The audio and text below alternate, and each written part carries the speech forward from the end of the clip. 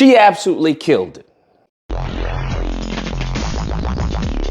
Oh my goodness. So I gotta give my flowers out to Tezlyn. She's come on the show before. She's called in before. We've chopped it up. I have no issue with Tezlyn whatsoever. She recently went on The Breakfast Club and absolutely killed it.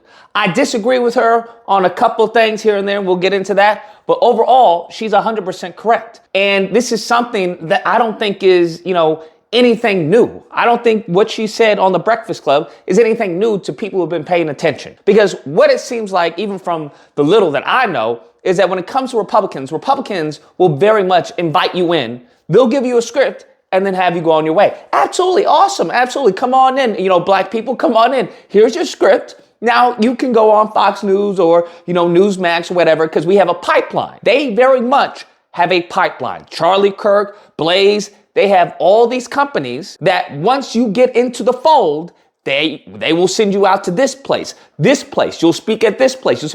I know personally because I experienced it. Now, when it comes to the Democrats, what I'm realizing is that what they do is, Negro, you stay over there. We got it. Okay. We got it. Don't worry about it. That's what it seems like what they're doing is that they want to advocate on behalf of these groups, on behalf of these marginalized communities, but then don't want them within the organizing and the structuring of how to advocate on behalf of them, right? So it's like, it seems very much where the white liberals want to believe that they know better. I know what's best for you, Negro, okay? Don't worry, I know how to talk to your people, okay? I know what to say, okay? You heard? You see? I know what to say. That's what it comes off as. And there's an extreme disconnect. That's what it boils down to. In this interview, she talks about how, it was multifaceted how Kamala Harris lost. And I agree, but I disagree to an extent because she wants to downplay the messaging. But the vast majority of her interview was talking about messaging. Because a lot of people, Envy said, she lost because of this reason, or she lost because of that, multiple things. It's not one reason. It's not one reason. Yeah. Mm-hmm. And when I hear people saying, if he just did better with the messaging, if they did better with the media, I've really kind of put together a list, a flow chart on how basically a colossal fuck up from top to bottom. When you talk about, hey, the ground game is weak, that's messaging. Because why do you have ground game? The ground game is going to do what? Message to people on the ground. No war is won by just the Air Force. I'm an Air Force veteran. You need the Air Force. Yes, you need the big entertainers. You need the media. You need the podcast. That's the air. But you also need the ground. You need Marines and you need the Army. So if you don't have these organizations, she talks about organizations. What are organizers? They're great people at messaging, whether that's bringing people together, whether that's starting events. The whole purpose of everything they do is to get a message across. So on top of that, Kamala Harris saying a few things, here and there, and it's not clicking. That's a problem with messaging. The end goal of everything is messaging, in my opinion. But she talks about how, hey, Biden should have gotten out of the race to begin with, and that they should have picked a white man. If we just really take it from the top, as we all said, Joe Biden should have never ran. We have to first, start there. Should have never ran. He said he was was going to be a one-term president. We talked about it multiple times. He actually volunteered that lie to say, hey, I'm only going to run one term. So he should have found a white man right then and there who was going to be next in line to build a white man. A white man. Young white man. Absolutely. Young white man right then and there. Now, here's the thing. She also talks about, how, America's not going to elect a person of color, a black woman and whatnot. And I disagree with that. Number 3, America was not going to vote for a woman of color, period. Damn. In the history of black woman and white women allyship, alleged allyship, I have never known a white woman to give a job to a woman of color before they got it. Okay, call me naive, call me, gullible, but I disagree with that because she didn't lose by a lot. She got more votes than Obama and she got more votes than Hillary Clinton. So the issue is not that America won't elect a black woman. The issue is that she had a very truncated amount of time. You want to tell me, genuinely, given that I think she lost, 9 million votes, she got less than Biden. Now, you want to tell me that she had a good 2 years at least, okay, to run, even a full year to run. You want to tell me that she would have made up for those votes? You can't tell me that. You can say that, but I would strongly, vehemently, aggressively disagree. Because she did all this in 6 months, fam. All this in 6 months. Now she lost by margins. She lost by, margins here, few thousand here. All that added up. I will agree. All that added up. Once again, it had to do a failure with messaging, failure with getting people out of saying, hey, this is who I am. You guys haven't seen me for quite some time. This is who I am. She should have gone on here, gone on there, gone on there.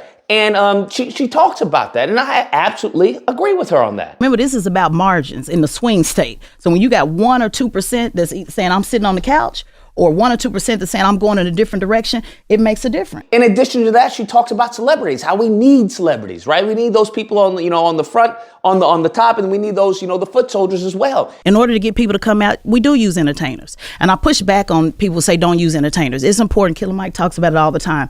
We need entertainers to mobilize. When you're trying to get that stand filled of 20, 30,000 people, you got 3 days to do it. We actually need our entertainers. I agree with an extent, because at first I was like, well, hold on. Because she brought up this example of Amber Rose. She's like, well, that was strategic because Amber Rose in Pennsylvania. People ask, oh, why did he use Amber Rose? Well, guess what? She's from where?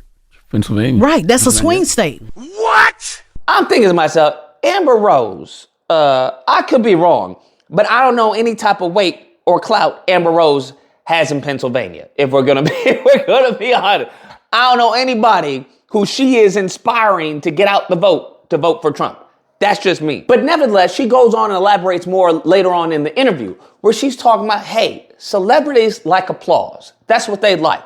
What we don't need to do is set them up for failure. Entertainers like getting applauses. And see, this work is about getting boos. This work is not about applauding. They only want to be, no disrespect, but entertainers like responding to the applause. I don't expect you to do the work year round, but partner with people that can, because we need people like that. Glorilla, come talk to your homegirl. Like, Glorilla need people in her ear too to know she got a hell of a story. Because if you look at a Beyonce, she was set up for failure, especially when a campaign, when she loses. Now, Kamala had won, everything had been peaches and cream. But because she lost, all these celebrities have egg on their face. That's what it is. All of them have egg on their face because they came out champion for a loser. And it came off as very disingenuous. And that was much of the criticism there. So what she was talking about is that, hey, we've got to engage them year round. I agree.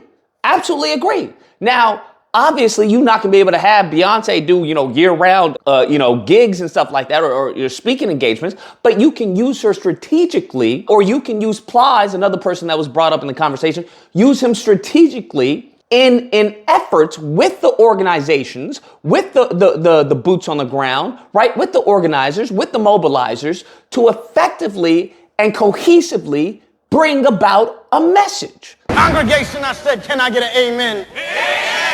I wouldn't fault that or criticize that in this election, because Kamala Harris only had 6 months.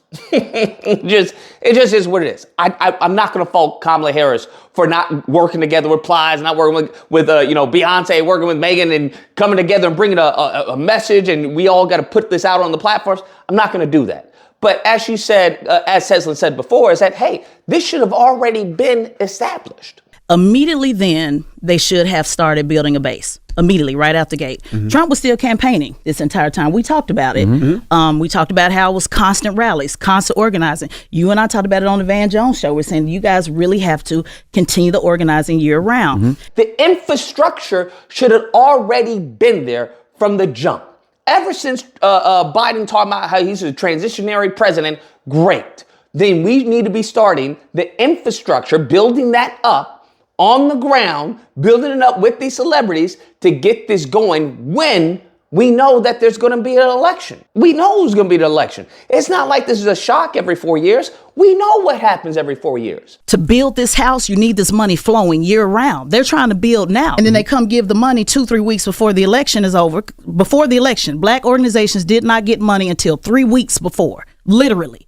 They told the churches. What they gonna do with that? Yeah, nothing they can do with it. And then saying, well, here go $200,000, make it do what it do. One point she brought up that I thought was interesting, that I overlooked, was the concept of her running on women's rights, women's reproductive rights. But the problem with that is that in some of these states where it was Arizona, Michigan, Nevada, that abortion was already on the ballot. So if it's already on the ballot in your state, then it's inconsequential to the person in that state hearing Kamala Harris run on it, because it's like, well, I have it in my state, so that's not really a reason for me to vote for you. You had states like Arizona and Nevada that had abortion on the ballot. Democrats shot themselves even in the foot if you were expecting women to go vote for reproductive rights because you gave them an out. And it goes back to, as I've said before, is that people are selfish, bro. People are selfish and they're dumb. If Democrats would understand that, bro, things would be so much easier. If you just understand people are selfish and dumb, bro, you would have boots on the ground. You would work with these organizations instead of turning a nose up to them. Because that's something she also talks about, how many of these Democrats aren't working with the people who are readily available. They were willing to work with you, and y'all were like, nah, we good, just nose up in the air. And that's why I blame a lot of the people at the top who have the ear of the candidates and campaign consultants, because they've been told this multiple times. And that's a problem with a lot of these white liberals who are in these higher, elite status within the Democrat Party. They think they know everything. They think they know everything. And as long as they win, well, mum's a word. You know everything. But the point in time that you lose, hold on, we just lost. It seems that you don't know everything. It seems that you should have worked with this person. It seems that you should have worked with that group. It seems that you should have worked with that group as well. What have y'all been doing? Here's the thing. Unless there's a change that occurs, nothing's going to happen. You have the same. They're going to keep on banging their head against the wall until they hope something happens. What Trump has done is completely changed the game. And Tezlyn said that as well. I said, if Trump wins, bro, the Republican Party is forever changed. Forever changed. And because the party is forever changed, that means the Democrat Party has to change in response. And if you think you're going to keep on doing the same tactics that got you an L, good luck. Now, one thing I will aggressively disagree with her on is she mentioned as far as the fringe groups online. The FBA, ADOS, those groups of people online talking about, well, we want reparations, okay, family? We want tangibles, okay?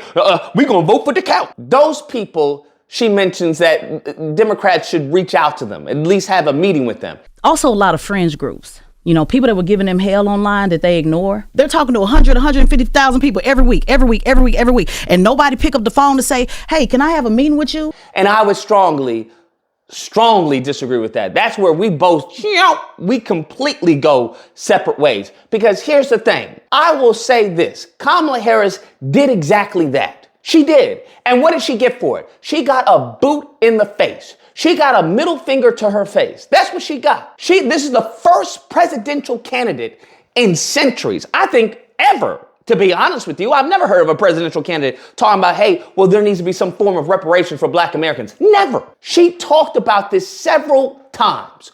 What did the Tariqs do? Lambaste her, criticize her. What did the Philip Scotts and the rest of these goofy Negroes do within this fringe group? They did exactly what they were doing to begin with. Attacking her, and attacking her. She offers a black man agenda. Trump wasn't offering any Platinum Plan 2.0. Trump wasn't offering that. What were they saying up until the point that he said no?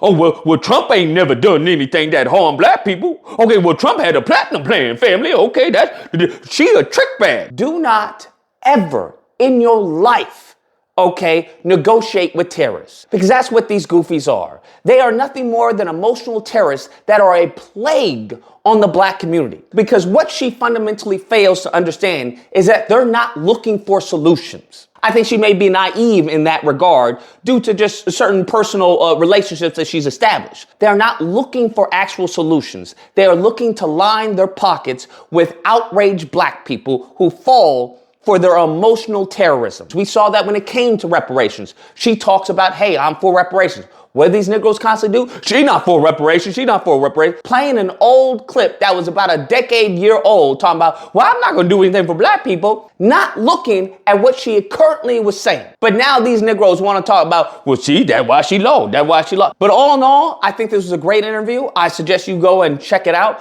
And hopefully Democrats learn. Hopefully. Because if they don't, it's going to be a reckoning. Anyways, guys, that's the video. Let me know what you guys think. Whether or not you disagree with, as far as the friends group, okay, listening to them, because that's really the only disagreement I really had with her. Or if you happen to believe, you know what, she's right on like 99% of what she's talking about. She's 100% right where Democrats have got to use the people at their disposal. Stop leaving it up to white liberals who think they know better, okay? It's as simple as that. Clearly, you don't. And you haven't known better for quite some time. So if you are truly trying to embrace the group of people, the marginalized communities, right, all the black and brown and all this, that's what you're truly trying to do, then that's what you've got to do. Because those are the people who keep on consistently voting for you. Anyways, if you happen to disagree, you know where to find me. Friday through Sunday, you can call in with Duke It Out. Otherwise, I hope you guys enjoyed the video. If you did, please feel free to like, share, comment. Let me know what you guys think. And subscribe. And all that fun stuff. Till next time, guys. Be amazing. Good luck.